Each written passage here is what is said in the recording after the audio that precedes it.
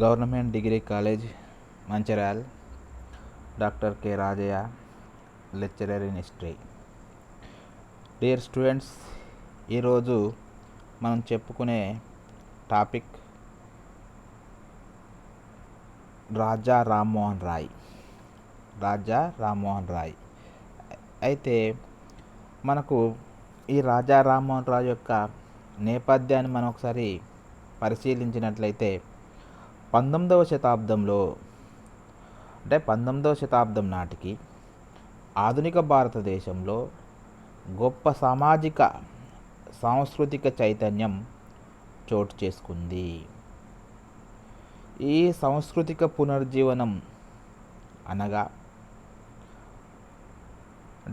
ఈ సాంస్కృతిక పునర్జీవనం పిలువబడ్డ ఈ చైతన్యానికి పలు కారణాలు కూడా తోడ్పడ్డాయి. ఈ కారణాలను ఒకసారి మనం చూసినట్లయితే గొప్ప సామాజిక సాంస్కృతిక చైతన్యానికి దారితీసిన మొట్టమొదటి కారణం ఇంగ్లీష్ విద్యా విధానం.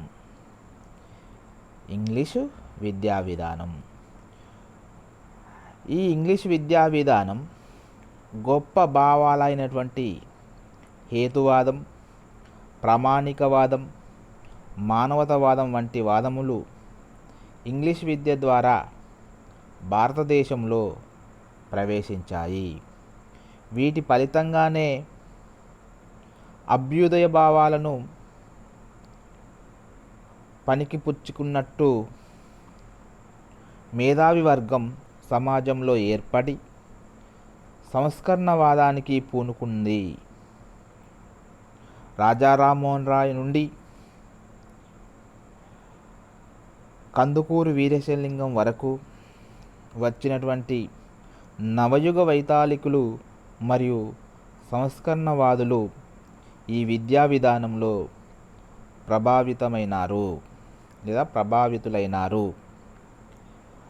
ఆధునికీకరణ భాగంగా సమాచార వ్యవస్థ విస్తరించడం వలన సంస్కరణ భావాలు త్వరితగతిన విస్తరించాయి.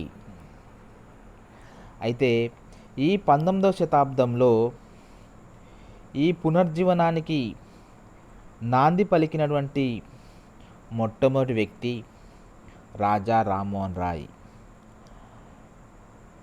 ఈ భారతదేశంలో సంఘ సంస్కరణోద్యమ పితామహుడు రాజా రామ్మోహన్ రాయ్గా చెప్పుకుంటాము.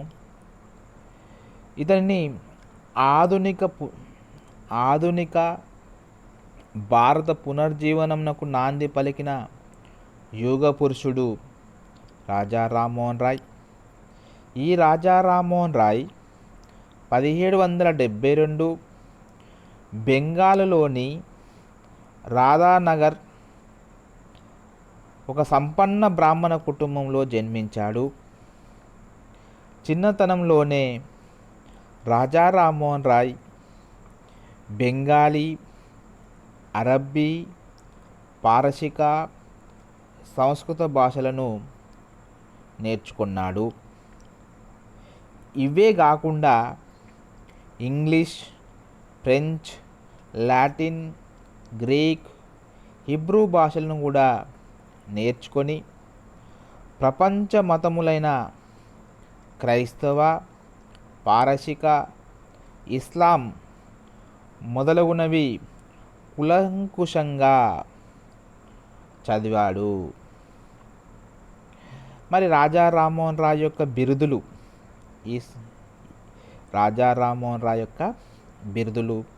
చాలా మనకు ప్రాధాన్యం.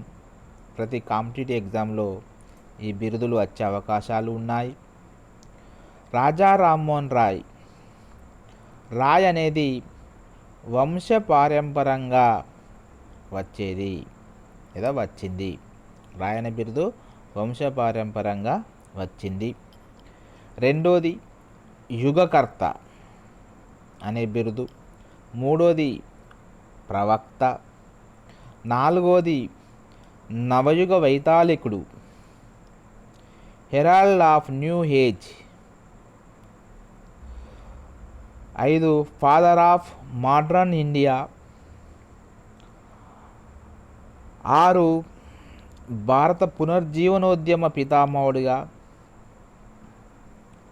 ఏ పైనర్ ఆఫ్ న్యూ ఇండియా. ఇక రాజా అనే బిరుదు ఆనాటి మొఘల్ చక్రవర్తి అక్బర్ రాజా రామ్మోహన్ రాయ్కి ఈ బిరుదు ఇవ్వడం జరిగింది.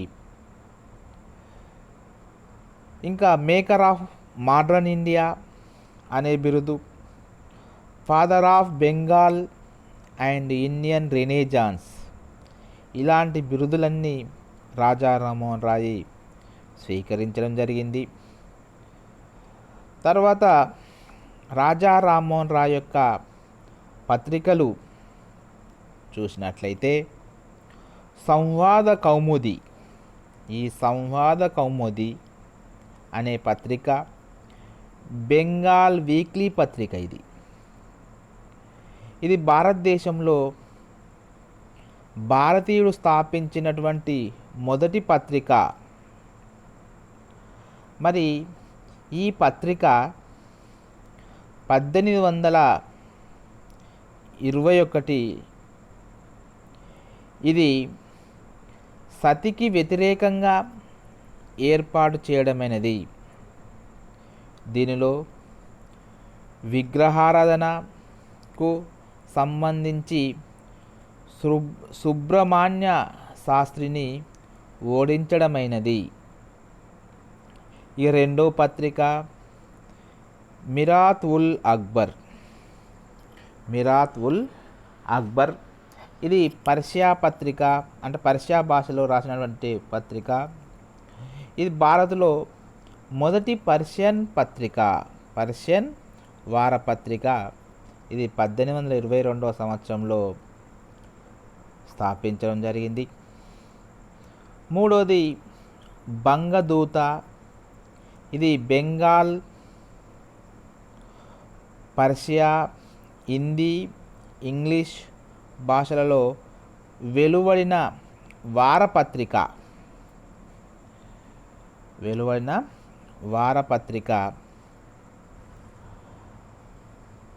బ్రాహ్మణ సేవది. దీనిలో క్రైస్తవ మతంలోని లోపాలను ఎత్తిచూపాడు. బ్రాహ్మణ్ సేవది అనే పత్రికలో క్రైస్తవ మతంలోని లోపాలను ఎత్తిచూపడము జరిగింది. ఇక రాజా రామ్మోహన్ రాయ్ పుస్తకాలు చాలా ఇంపార్టెంట్. రాజా రామ్మోహన్ రాయ్ యొక్క పుస్తకాలు గిఫ్ట్ టు మొనోథియిస్ట్,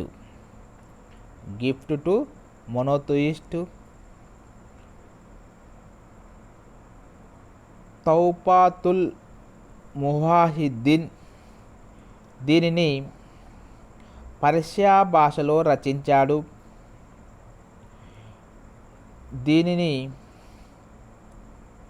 దీనిలో విగ్రహారాధనను, బహుదేవతారాధనను విమర్శించాడు. చాలా ఇంపార్టెంట్ ఇది. Gift to మోనోథియిస్ట్. దీనిని పర్షియా భాషలో రచించాడు. దీనిలో విగ్రహారాధనను, బహుదేవతారాధనను విమర్శించాడు. రెండో పుస్తకం a guide to peace and happiness. ఇది ఇంగ్లీష్ భాషలో వెలువడించడం జరిగింది. ఈ ప్రచురణ వల్ల సెరంపూర్లోని బాప్టిస్టు మిషనరీలో, అంటే ఈ సెరంపూర్లోని బాప్టిస్టు మిషనరీతో వివాదం ఏర్పడింది. తర్వాత క్రమంలో విలియం అడమ్ అనే బాప్టిస్టు మతాచార్యుడు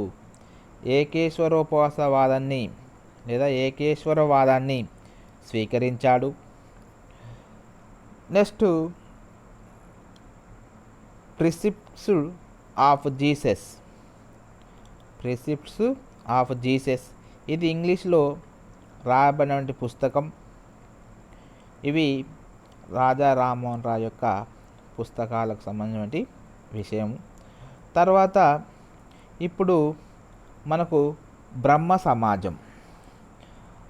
బ్రహ్మ సమాజం అయితే రాజా రామ్మోహన్ రాయ్ బ్రహ్మ సమాజం కంటే ముందు ఆత్మీయ సభ అనే దాన్ని స్థాపించాడు. ఆత్మీయ సభ తర్వాత రెండవది బ్రహ్మ సభ. బ్రహ్మ సభగా ఈ బ్రహ్మ సభే బ్రహ్మ సమాజంగా 1828వ సంవత్సరంలో రాజా రామ్మోహన్ రాయ్ చే కలకత్తాలో స్థాపించబడింది. ఇది రాజా రామ్మోహన్ రాయ్ చే కలకత్తాలో స్థాపించబడింది. మరి ఈ బ్రహ్మ సమాజంలో రాజా రామ్మోహన్ రాయ్ మరి దేనికి ప్రాధాన్యత ఇచ్చాడు అంటే ఉపనిషత్తుల సారాంశమైన నిర్గుణోపాసన.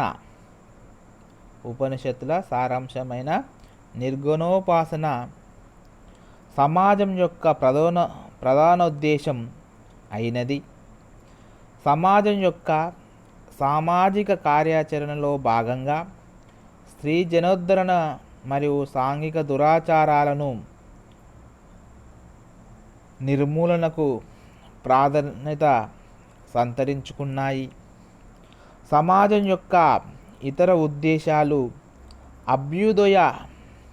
అభ్యుదయ విద్యా విధానం ప్రవేశపెట్టడం మరియు సామాజిక చైతన్యాన్ని పెంపొందింపజేయడానికి ఈ బ్రహ్మ సమాజం ఎంతో ప్రయత్నం చేయడం జరిగింది. మరి ఈ బ్రహ్మ సమాజం 1828లో రాజా రామ్మోహన్ రాయ్ ఈ బ్రహ్మ సమాజం ద్వారా బోధించినటువంటి అంశాలను ఒకసారి మనం చూసినట్లయితే ఇందులో భగవంతుడు ఒక్కడే ఒకటి, 2 ఉపనిషత్తులందు పేర్కొనినట్లు అతడు సర్వంతర్యామి, ఎట్టి ఆధారము లేనివాడు. 3 మానవులందరూ సమానులే. 4 విగ్రహారాధన పనికిరాదు. సర్వమత సారాంశము ఒకటే. 5 సర్వమత సారాంశము ఒకటే. 6 పరమత సహనము కలిగి ఉండవలను. పరమత సహనము కలిగి ఉండవలను. 7 ఉపనిషత్తులందలి ఆధ్యాత్మిక భావనే మోక్ష ప్రధానము అని ఇవి రాజా రామ్మోహన్ రాయ్ బోధించినటువంటి అంశాలుగా మనము ఈ 7 అంశాలు బ్రహ్మ సమాజం ద్వారా ప్రజలలో చైతన్యము తీసుకురావడానికి ప్రయత్నం చేయడం జరిగింది. ఇక రెండవది సాంఘిక సంస్కర్త. సాంఘిక సంస్కర్త ఈ హెడ్డింగ్లో రాజా రామ్మోహన్ రాయ్ గొప్ప సంఘ సంస్కర్త. 1811లో తన సోదరుడైనటువంటి జగన్మోహన్ రాయ్ మరణించినప్పుడు తన వదిన గారు బలవంతముగా సతీ సహగమనం చేయు దృశ్యాలను రాజా రామ్మోహన్ రాయ్ చూసి తన హృదయం చలించిపోయింది. నాటి నుండి ఎట్లయినా ఈ సతీ సహగమనాన్ని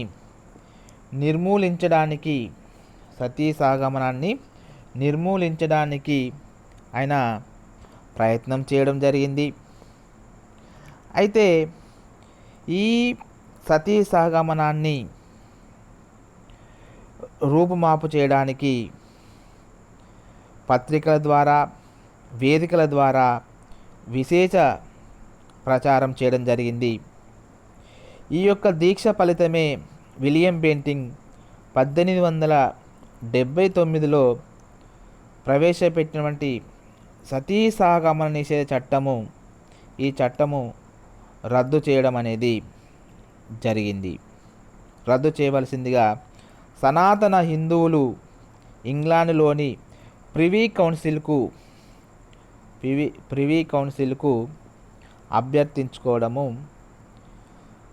అభ్యర్థించడం జరిగింది రాజా రామ్మోహన్ రాయ్.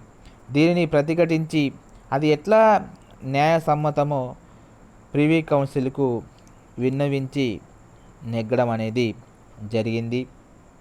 ఈ యొక్క సతీ సహగమనమే కాకుండా రాజా రామ్మోహన్ రాయ్ స్త్రీ జనోద్ధరణకు పాటుపడ్డాడు, కుల వ్యవస్థ నిర్మూలనకు పాటుపడ్డాడు, బాల్య వివాహాలకు నిషేధానికి రాయ్ కృషి చేయడం జరిగింది.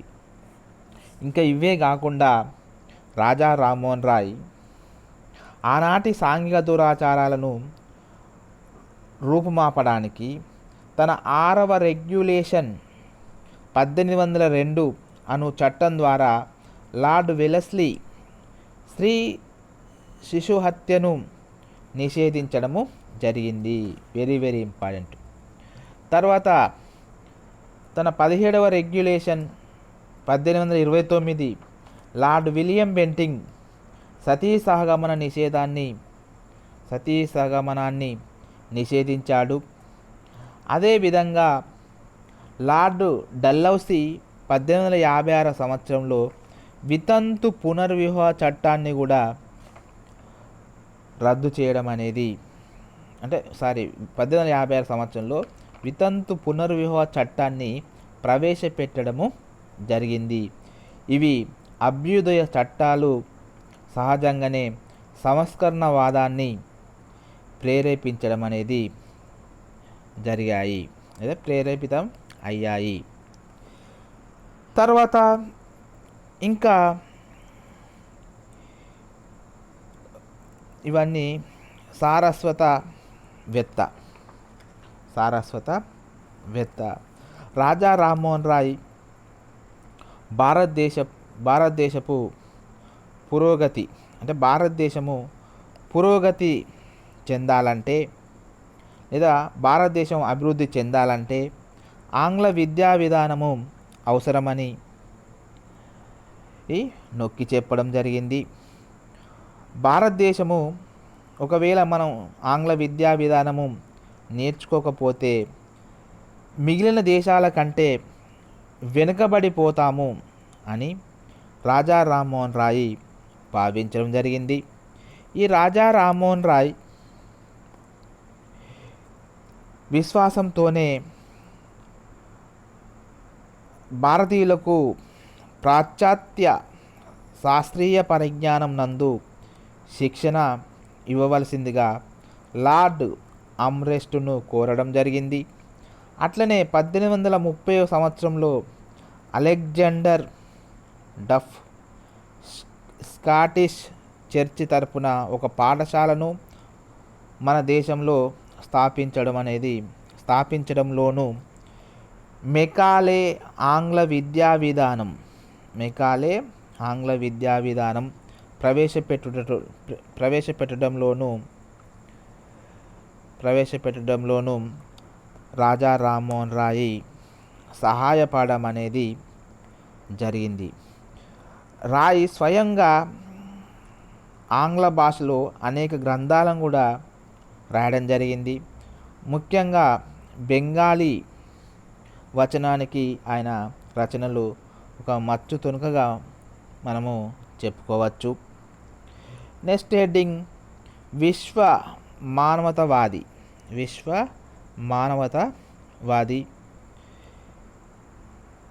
విశ్వ మానవ కుటుంబంలోని అనేక శాఖలు, భిన్న జాతులు, భిన్న దేశాలని వారు తమ విభేదాలను శాంతియుతంగా పరిష్కరించుటకు ఏనాడైనా సమావేశమగుటకు విశ్వసించినటువంటి మానవతావాది రాయ్. ఇది తర్వాత ఇంకా రాజా రామ్మోహన్ రాయ్ యొక్క పత్రిక కాంక్షపరుడు. రాయ్ అనేక పత్రికలు, ఇంతకుముందు మనం చెప్పుకున్నట్టు అనేక పత్రికలను ప్రచురించడం జరిగింది.